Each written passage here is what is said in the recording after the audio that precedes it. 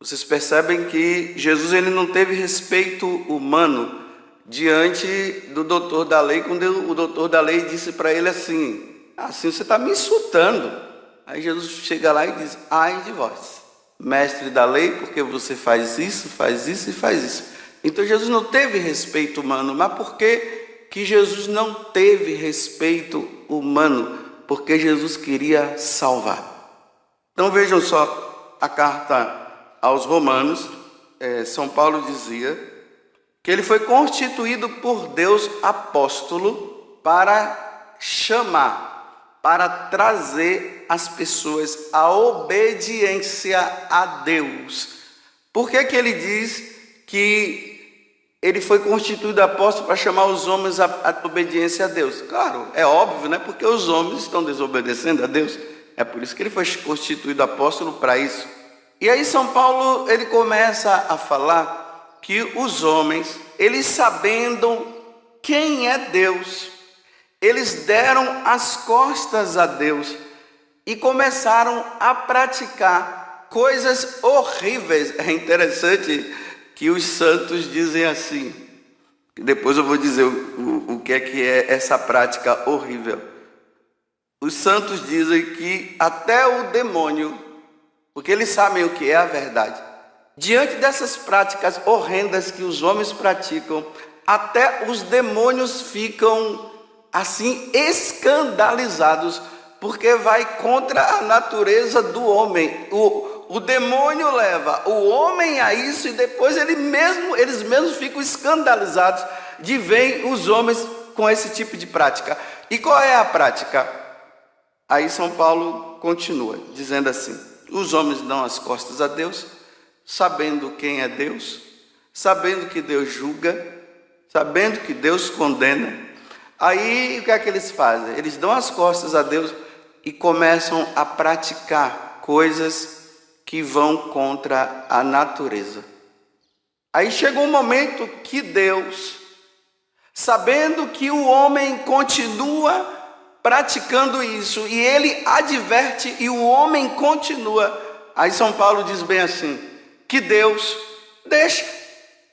É a liberdade, né? Deus disse assim: então tá bom, eu estou dizendo para vocês não praticarem e vocês continuam praticando. Aí Deus diz: então tá ok, vocês pratiquem, deixa para lá. Vocês não querem me obedecer? Só que quando Deus está dizendo pratique, Deus está dizendo: vocês são responsáveis pelas consequências que virão a partir disso que vocês estão fazendo, porque eu estou dizendo que eu não quero. Aí ali São Paulo diz, aí os homens chegam num auge que eles praticam, fazem ações que vão contra a natureza. E ali deixa bem claro, homens começam a ter relações com homem e mulheres começam a ter relações com mulheres. Vai contra a natureza. Deus não constituiu o homem para esse tipo de prática. Então Deus adverte e o homem continua e diz que pode, e isso é aquilo, e ainda ficam dizendo que Deus é misericórdia, que Deus entende, e vão praticando e Deus vai deixando. É contra a natureza.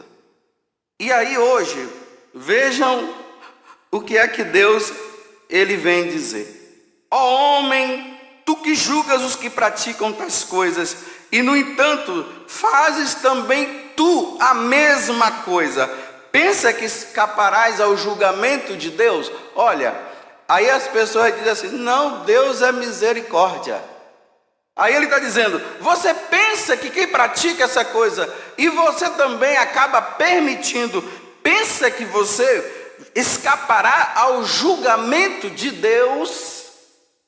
Ou será que desprezas as riquezas de sua bondade, de sua tolerância, de sua longanimidade? Olha, a longanimidade é uma virtude assim. Deus, ele tem uma paciência tão grande conosco que ele vai deixando as coisas passarem para que nós nos convertamos, para que nós mudemos de vida. Ele vai permitindo. É uma coisa longa, longanimidade. Ele vai deixando para ver se o homem se converte. Aí, por quê? Deus usa disso. Aí o homem, vendo que Deus não se manifesta, porque Deus está dando chance para que a pessoa se converta, ele diz assim: Deus não vai fazer nada, porque Deus é misericórdia e Deus é amor. E o homem continua no erro, continua nas suas práticas. Aí vai, né? Não entendendo que a benignidade de Deus aí, tá vendo que as pessoas ficam dizendo, né? Deus é misericórdia, Deus é amor, Deus nos ama como quer. Aí São Paulo está dizendo: não entenderam que a benignidade de Deus, a bondade de Deus, a misericórdia de Deus, o amor de Deus é um insistente convite para te converter. As pessoas interpretaram errado. Elas estão dizendo que a misericórdia de Deus é para a gente continuar na sem vergonhice, é para nós continuarmos no erro, é para nós continuarmos na falta. Não, Deus é misericórdia, Deus é amor. Aí vamos continuar com o que São Paulo diz: por causa de teu endurecimento no mal, coração endurecido, não quer mudar, os homens continuam nessa atitude de irem homens com homens e mulheres com mulheres, relação sexual entre homem com homem e mulher com mulher. Por causa desse coração, do endurecimento seu e por teu coração impenitente, tá vendo? O que é um coração impenitente? É aquele coração que não faz penitência, que não se converte, que não muda de vida, que continua persistindo no erro. Então, por causa da impenitência, estás acumulando ira para ti mesmo. A ira de Deus está sendo acumulada na tua vida por causa desse pecado que você vai acumulando e por causa da conveniência de muitos que dizem: não tem problema, eles se amam, o que é que tem? No dia da ira, quando se revelará o justo juízo de Deus, está vendo?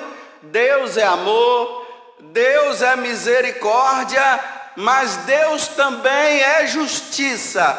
E eu tenho dito para vocês: a justiça de Deus não se manifestará agora. A justiça divina vai se manifestar depois, no dia do juízo final, como eu falei ontem, e no juízo particular. Ou seja, na hora que nós morremos, a justiça de Deus acontece. Passou a vida toda errada, acumulando pecado em cima de pecado, querendo fazer de Deus, induzir Deus aquele jeitinho brasileiro que nós temos, que tudo nós vamos dando jeito. Às vezes pregações por aí que justificam, dizendo: não tem problema, que isso não é pecado, que Deus é amor, e vai justificando e vai justificando. Quando se revelará, voltando, o justo juízo de Deus, Deus retribuirá a cada um segundo as suas obras. Aí tem aqueles que dizem assim: São Paulo falou isso num contexto diferente, São Paulo não sabia de nada. Aí começa a justificar para continuar praticando mal, endurecido. Aí tem os pais que já estão aceitando os filhos assim. Teve uma pessoa que me perguntou: padre, me convidaram para participar de um casamento de um homem com outro homem, e eu sou católica, eu devo ir. Eu disse: não, por que você tem que ir? Você não vai porque Deus não quer. Primeiro que não é casamento. Nós católicos não podemos participar dessas coisas, não. Se Deus abomina, por que eu tenho que ir? Não, é porque é meu amigo. Amigo sim, mas participar disso não, nós católicos não, porque Deus abomina. Aí vem o respeito humano, né? Aí acaba indo que é amigo. Por causa de amizade o inferno está cheio. É ser cúmplice. E nós não podemos ser cúmplices porque Deus não aceita. E participar significa dizer: eu estou concorde. E Deus não está. As leis civis podem estar concorde, os pensamentos dos homens podem estar concorde, mas Deus não está concorde. Um homem não deitará com outro homem, isso é uma abominação. Levítico 18, versículo 22 a 23. Deus não concorda. Aí Deus vai retribuir cada um segundo as suas obras. Para aqueles que, perseverando na prática do bem, buscam a glória de Deus, a honra e a incorruptibilidade, Deus dará a vida eterna àqueles que são fiéis, que não compactuam, porque Deus não compactua. Vai ter como recompensa a vida eterna com Ele, porque tem a vida eterna com Deus e tem a vida eterna com o diabo. Tem a vida eterna no céu e tem a vida eterna no inferno. São vida eterna, num lado ou do outro. Só que aqui Paulo está dizendo que é a vida eterna com Deus. Porém, contudo, todavia e entretanto, para os que por espírito de rebeldia, olha a rebeldia que está o mundo hoje, desobedecem à verdade, e a verdade é essa: um homem não deitará com outro homem, e uma mulher não deitará com uma outra mulher. Essa é a verdade de Deus. Aqueles que continuam por rebeldia desobedecem a essa verdade, que quem revelou foi Deus. Não foi o padre José Augusto que revelou, não foi outra, foi Deus que revelou isso. Ele revelou ao povo de Israel: um homem não deitará com outro homem, uma mulher não deitará com uma outra mulher. Deus revelou isso. É uma abominação. Quem falou foi Deus. Aí um dia aqui até falei, né? Porque hoje se a pessoa diz que não pode, diz que é preconceito, né? Então nós estamos diante de um Deus preconceituoso. O Deus de Israel, revelado na pessoa de Jesus Cristo, é preconceituoso. Ele não aceita que um homem deite com outro homem, uma mulher com uma outra mulher. Então vamos fazer o seguinte, como eu falei naquela homilia há um tempo atrás: vamos condenar Deus, vamos processá-lo. Está na hora de processar Deus, porque isso foi revelado na Sagrada Escritura. Os santos padres nunca foram a favor disso. A igreja nunca foi e nunca será. Tem uns elementos aí, me desculpe, né? Tem alguns elementos aí na igreja que se revelam, que se dizem propagador da verdade de Deus, que na verdade são propagadores da verdade do demônio, isso sim, que fica dizendo que não tem problema. Mas os sérios, os que estão na verdade, estão dizendo não, não e não. Para nós católicos, não. Nunca será. Na igreja católica nunca vai acontecer de um sacerdote, dentro de um templo sagrado, diante do Santíssimo Sacramento e diante do altar, nenhum sacerdote, só se for um que se rebelou contra a igreja e contra Deus, jamais irá fazer um casamento entre um homem com um homem e uma mulher com uma mulher. Os pagãos, os que estão fora da igreja, tudo bem, eles vão fazer lá, diante de juízes e tudo. Mas católico, e aqui eu estou defendendo a igreja católica, os ensinamentos de nosso Senhor Jesus Cristo, por isso que eu estou falando, eu não estou condenando, eu estou falando para os católicos. E os católicos precisam entender isso, e o que eu estou falando está baseado no catecismo da igreja, na revelação das Sagradas Escrituras, e o que os papas sempre falaram, e eu não posso ir contra. Aí eu estou falando que na igreja católica nunca vai acontecer de um sacerdote fazer um casamento desse. Se um sacerdote faz um tipo de casamento desse, ele já não é mais católico, ele é de uma igreja aí qualquer, menos católico. Continuemos. Para aqueles que têm o espírito de rebeldia, desobedecem à verdade e se submetem à iniquidade, estão reservados para ele a ira, a indignação de Deus, é o que está reservado para ele. Carta aos Romanos capítulo 2, versículo 8, para quem gosta de Bíblia. Aqueles que gostam que tudo tem que ser mostrado na Bíblia. Aí já tem aqueles que quando eles não querem aceitar a Bíblia, aí eles dizem que são fundamentalistas, joga de um lado e do outro, né? Quando é na Bíblia, não pode porque está na Bíblia, porque é fundamentalista. Quando você não se fundamenta na Bíblia, aí fica dizendo que você é isso e que é aquilo. Tudo para que permaneça os seus desejos e não o de Deus. Aí o que é que vai acontecer? Olha, tribulação e angústia para toda pessoa que faz o mal. Você sabe o que é tribulação e angústia aqui? Inferno. Jesus disse, lá haverá choro e ranger de dentes. Tribulação, angústia, para toda pessoa que faz o mal. Primeiro para o judeu, para o grego, para o católico que aceita isso, que está concorde, para quem conheceu e quem não conheceu. Pois Deus não faz distinção de pessoas. Aí hoje, por causa do respeito humano que nós vamos ver amanhã, aí você encontra os católicos que ficam assim no mais ou menos, aí não fala porque senão vai ser processado, ou porque senão você vai ser preso, não fala não.